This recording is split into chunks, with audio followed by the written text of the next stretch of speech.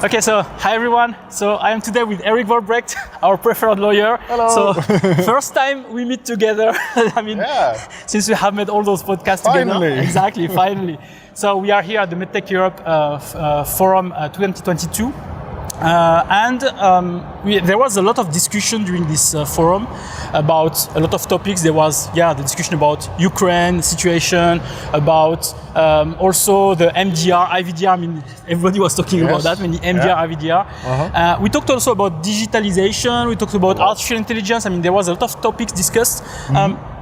What would be, if I can say, your summary of this, or maybe some highlights or key points that people were getting? Okay. Well, I think as highlights I can give is this conference was really, I think about really three things. Okay. So it's like, how are the MDR and the IVDR progressing, or you could say going to hit a wall at some point, and what are we going to do about it? Exactly. And how, what, where, when, why? That was point one.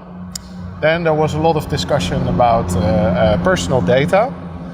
I think the program that they had on personal data was really stellar. It was actually pretty fantastic. Very nice application. There was one really good session with the US Department of Commerce on the new, or the work in progress on the new transatlantic transfer mechanism. Where I thought actually the Department of Commerce was quite forthcoming in the information they gave. So that was really, it was interesting, nice to see. And there was also quite a lot on let's say, surrounding IT, you could call it. Yeah, exactly. So there was the European health data space that everybody's really curious about. There was the health technology regulation, assessment regulation that we have now. There was some more about e-health. There was also a session on artificial intelligence. That was a good session because it was my session. And so I think all in all, it was really, I thought it was a really packed program, high quality actually, very interesting. Perfect networking, of course, so that was good. So, and I mean, look at us sitting here. Exactly. I mean, you can't beat this weather, right? Exactly, the weather is really nice. One thing that people are starting to talk and say, be careful, it will hit you, it's the HTA, so Health Technology Assessment. So can we explain maybe quickly, because maybe we can make a podcast about that later, but what is exactly the HTA, who will be impacted, so that maybe we have making our research after that. Yeah, so health technology is a bit of a tricky beast because of course in the EU we have the Treaty on Functioning of the EU that says in Article 168 what the competences of the EU are in the field of healthcare policy. So the EU is always a bit trying to find the edges of what they can still harmonize, and I think the health technology assessment regulation is the one that's sort of right on the borderline. Because what they are trying to do with the health assessment technology assessment regulation is to see if they can shorten the time to market for medicines and medical devices after approval. Because one of the big problems in Europe is that we have nice fancy central approval mechanisms, but then you still have to go to each member state to go to be included in the reimbursement system locally, and they each have different health technology assessment methodologies. So the EU thinking behind the health technology assessment regulation is if we can harmonize those methodologies, then at least we can make it easier to come to the market.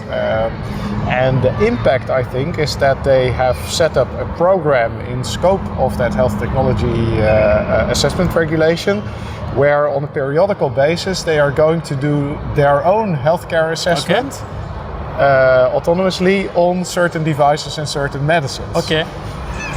So that means that, that's... so it's multiple stage assessment again? So a sandwich again?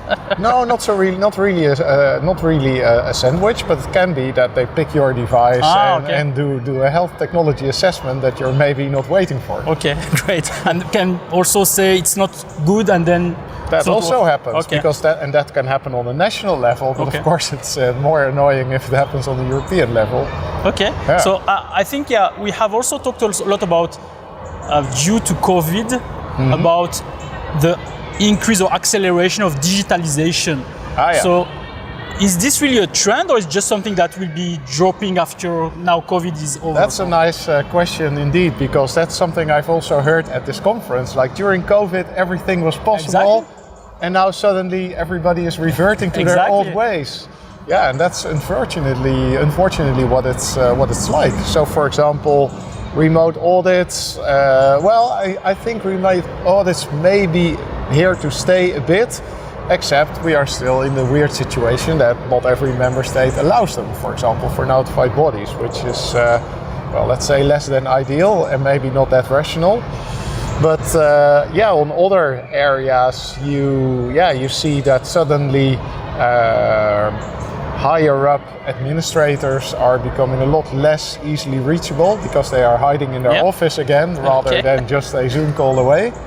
So there's definitely, it's let's say it's a 2 steps forward, 1 step back situation, I think you could say. So in terms of the Medtech Forum today, we had manufacturers, we had notified bodies, we had BSI, we have also the Commission. Your Commission is here. So I was on a session about MDR implementation in 24 months, before 24 months, etc.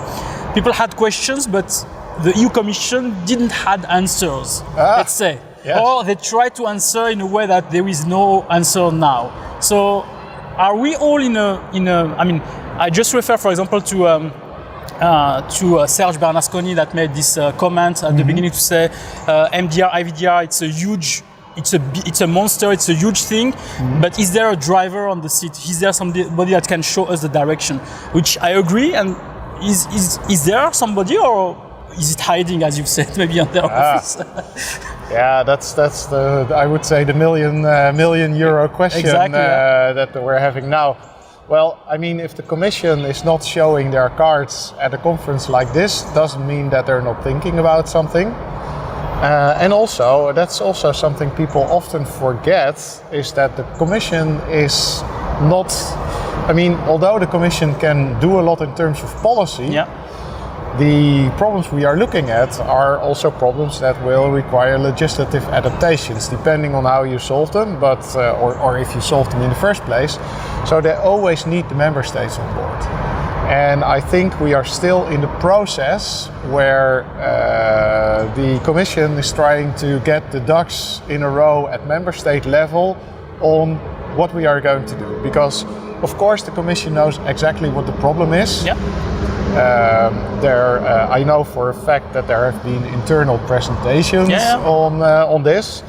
So the question is, of course, if you know what to do, or if you know what the problem is, do you know what to do? Well, they may be working, I think, on some scenarios, but the problem with scenarios is that unless everybody agrees on it in Europe, the scenario is not going to happen. So I think we are in a situation now where there's a bit of competition between scenarios, and I mean a lot of scenarios are on the table actually. Because if you look, I was at the Viva pre-meeting where we also had a discussion about this, and for my presentation at that meeting, I went all the way back in the old impact assessment for the MDR and the IVDR. And the regulatory options that were on the table at the time, they are still on the table. So centralized agency, so basically PMA for medical devices, keep the system as it is, or some kind of hybrid version.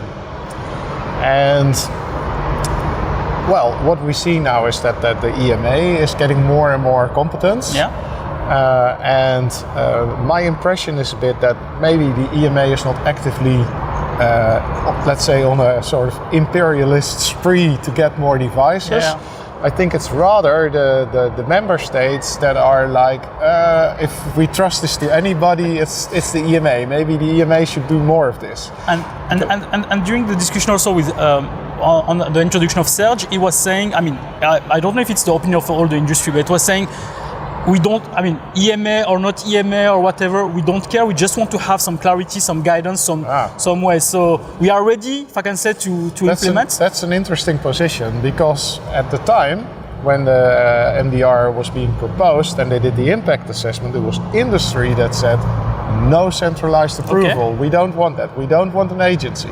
But also at the time, member states and health technology associations and quite a lot of these instances were actually in favor. Of course, then you need to get the whole discussion, how are we going to resource it? Exactly. And all of that, and is it even possible? Which I think that's the reason, if this is going to happen at all, it will always be a kind of hybrid system where you still have notified bodies that do a lot of legwork. And then for the more innovative devices, you'll have an an EMA saying something about final approval. Exactly. And I think this is probably going to start with some of the more complex devices, like companion diagnostics, probably. Very high risk innovative class 3 medical devices where you have tissue components and stuff like that, and they'll probably slowly transport more and more to an agency. That's maybe in the works for the future. Then again, it's total speculation, because there are also still quite a lot of people that would like the system to stay as it is.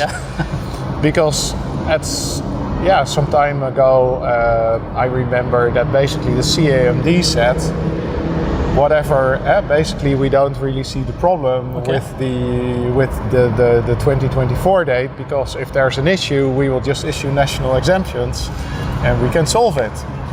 But I heard the Commission, the Santé Group, I think that said it was exceptional what we have done on the 2020 exceptional transition to 2021. So don't expect that. No, but that's I think that's a good point, because currently, of course, also a lot of clients and other people ask me like, now that BVMed and SNITEM has said we need 2 more years, when are they going to implement it? I'm like, never, never. It was just an open request. Exactly, like you would call it in warfare. These are opening skirmishes. Exactly. It's like when you start negotiation on the market, you don't give your best offer immediately. So, of course, I mean, they know it's not a political option for the Commission to just like, I have another 2 years in my pocket here. Exactly. Hello. Here, I mean, 2 more years. They also saw what happened to the IVDR, and they think that it happened to IVDR, so maybe it can happen to MDR. Yeah, but IVDR, make no mistake, that's also not a blanket. Here's 2 years extra, because and that's maybe an important point to make. I mean, and I saw a lot of clients fail miserably in their thinking on the grace period for the MDR as well. Grace period, that's a gift that comes with big strings attached. No significant changes. You need to implement all kinds of quality system elements already. So it's not like a free ride, like kick the can down the road, wait a couple of years. That's not at all what it is like. So if you have IVD companies that are now thinking like, we have a grace period, we can sit on our hands. No, this would be really stupid, because... I liked one of the comments also of somebody that was on Commission saying, this is not a grace period, this is a transition period, like a landing. Exactly. It's like landing like a plane. It's just this time you have to land. It's not a time to stay to fly. It's just the time for landing, and you have to do it as early as possible, not waiting until the end and then you'll crash your plane there. Well, and I think that's a bit of a problem that we are seeing with the MDR now, because I think there was a fair amount, and maybe it's a strong term to use, apologies listeners, but that's my personal opinion. There's I think there was a fair amount of moral hazard actually involved in the way everybody acted with the grace period under the MDR, because the authorities allowed notified bodies to extend certificates all the way to literally 26 May 2024. Exactly. Which means that, of course, all these companies thought like, okay, we are safe until that 26 May 2024, because they never got the memo internally like, you have to make sure that you've landed by then. Exactly. And like it goes, every pilot knows, a landing is not like teleport yourself to the ground. It is a process. Exactly. You have to start in time. And this is, I think there are also a lot of companies sort of kind of stupidly bet on an extension happening. But that's really, it's not the way it works. And of course, time will tell, but they might be unhappily surprised. And if IVD companies are doing now the same, that would be a big mistake. We also saw during this conference, which was great, that we talk a lot about legacy devices and say we should do this because of this transition period, the legacy device, etc., significant change. And we had a lot of people that say, yes, okay, it's good for legacy devices, but we are a startup, we are a new company with new products, new innovative products. In the US, they have this throughout process where they can go for innovative products. Breakthrough device exactly. Yeah. The SFDA also initiated that now for Saudi Arabia. Yep. What about Europe? Yeah, that's a good question. That's something we discussed at the Viva conference as well. And choices, right? Yeah. I mean, it's total political choice whether we have something like this as well. And as a lawyer, one of my big problems is always that as soon as there's something needs to happen, everybody says, "Oh, we need new rules." Yeah. You almost never need new rules. That's really kind of funny because a lot of people don't remember, but when COVID started, there was this notice of the European Commission to the member states saying, "Oh, you are complaining that the process of getting COVID-related devices to the market is too slow."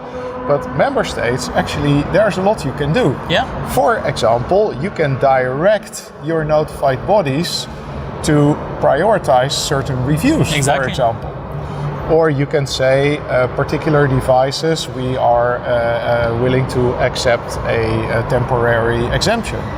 And I thought at the time, especially you can direct a notified body to prioritize certain reviews is very interesting because it's a legal capability that's already there. So the only thing that needs to happen for a European breakthrough device program is that the clever people in the MDCG stick their heads together, write a guidance that says, this is how our breakthrough devices program works. We will all direct our nationally notified bodies to act in accordance with this breakthrough program. Finished. But here we talk about one national authority. We are 26. Yes, but they are in the MDCG. And we are at a stage now in the medical devices regulation that if you ask an individual authority something, they will always say, no, wait for the MDCG guidance. We know nothing. Yeah? I know nothing. No, it's great. Yeah, wait for the MDCG. So they always point to the MDCG, but now they could just do this. Same with SMEs. Everybody's complaining. I also have SME clients that can't get a slot at a notified body. Yeah. The only thing member states need to do, huddle in the MDCG and say, we order all of our notified bodies to onboard this percentage of SMEs, for example, and everybody that's late to the game, they can wait. Yeah. No, and because these member states, and that's something not everybody knows, is they give these notified bodies all kinds of directions all the time. They tell them how to apply classification guidance. Sometimes wrong, if you ask me. They tell them to do this, they tell them to do that. They give them all kinds of procedural directives. They can also give them procedural directives like that. And this would be really procedural directives that somebody could use. And it's easy, it's low-hanging fruit, it's not complicated, it doesn't require new legislation, it just requires a bit of political will and synchronization. Exactly. Last question, we had also a lot of discussion about these innovative things regarding should we go still to Europe, is it still attractive, or should we go to US? I mean, at each session nearly when we talk about any topic, they ask that, is it still beneficial for us to wait to go for Europe, even if we don't have a notified body, even if we are a new device or we are not legacy, etc. So, what would you answer to that? That's not a good question, because we also discussed that at the Viva pre-conference. Okay. And basically, I mean, I've been in medical devices regulation for several decades now. And what I've seen is that basically you see a regulatory pendulum swinging back and forth. Exactly. And I remember at the time, I still remember that at some point, one of the high-up guys at the FDA said, Europe, everybody went Europe first those days. Well, of course, go Europe first. But everybody's a guinea pig over there. They're all guinea pigs in their own system. Exactly. So, but that was basically, that was jealousy, right? Because the FDA was getting a lot of criticism at that time, that especially high-risk devices took way too long. FDA got its act together with, for example, these breakthrough designation programs. So they are really performing a lot better now. And also, at the time, every software class 1 in Europe, self-certified. So didn't matter how, even if it was like an AI to power an autonomous surgical robot. Class 1. Class 1. Exactly. These days, completely different. Yeah. So basically what we have is now the regulatory pendulum was there, and now it's here. And I mean, you could wait for another 10 years and then probably in the middle. But again, this is something that it's a bet we make for ourselves in Europe. And what I said in my presentation at this Viva conference is, look, what we need to avoid is that the MDR and the IVDR become an ATMP regulation. Okay. Because people that are in tissue and cell and gene therapy, they may remember that in 2007 we had regulation 1394 /2007, the ATMP regulation, where they thought like, the regulation of tissue therapy, gene therapy, cell therapy, there's too much divergence between member states, just like we had with the MDR a bit. Let's completely harmonize that. We will just put it in the medicine system. But then the procedures for getting approval became so prohibitively expensive that basically in Europe we lost the whole small and medium-sized enterprises industry in that particular field of medicine. It's very sad because we still have these biotech startups, but they can't afford to bring their own product to the market anymore. So what they do is they develop it to proof of concept, and then they sell it to a huge American or Chinese company, which is exactly not what we want. So, because I think that the ATMP regulation, it's a case study of how a regulatory system can fail spectacularly. Because I think at some point, even more than 10 years after the system started, they only had about 5 marketing authorizations. Okay. Which is ridiculous. Yeah, it's nothing. Even though they had an SME office to help SMEs, and they had at some point they had a program they had like an SME Plus program where they would not even pull SMEs through the program, they would push SMEs through the program, and still it didn't deliver. So I think that was something that I showed as a case study, like you can also overdo things and you have no success. Exactly, and it was a discussion we had this morning in the AI session where I was presenting as well, where they say like, we need trustworthy AI, but I mean, if you want something to be more trustworthy, it doesn't automatically mean that you need to make the regulation more complex. Or more top-heavy. I mean, as you said, so each time we have a problem, regulation. Each time we have another problem, regulation. So but not only regulation, but we do extra regulation. Extra regulation. And I think extra regulation, and we don't worry too much about the impact assessment, because maybe in the best case they write an impact assessment and they never revisit it. Or we. Or we will just say, well, it's politically so important that we have a regulation for this. That is separate, rather than say, oh, this is actually already possible under these legislation. We don't need something extra. We just need to better look how this fits in with what's already there. Just discuss, just communicate. I mean, work together. So many this is.